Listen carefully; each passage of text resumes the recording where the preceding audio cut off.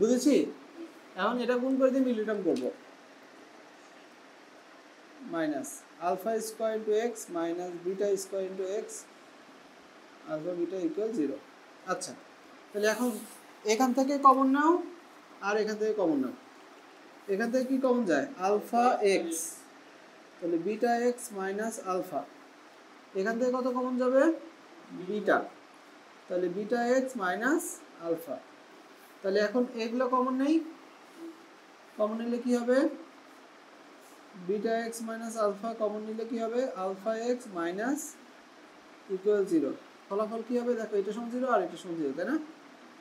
Dx minus alpha এত সমান 0, alpha x minus beta এত সমান 0। তাহলে এক্স সমান কত? আলফা বাই বিটা, আর এইখানে এক্স সমান কত? Beta by alpha. দেখো তো আলফা বিটার মাধ্যমে মূল প্রকাশিত হইল কিনা? আমরা কি বুঝেছি?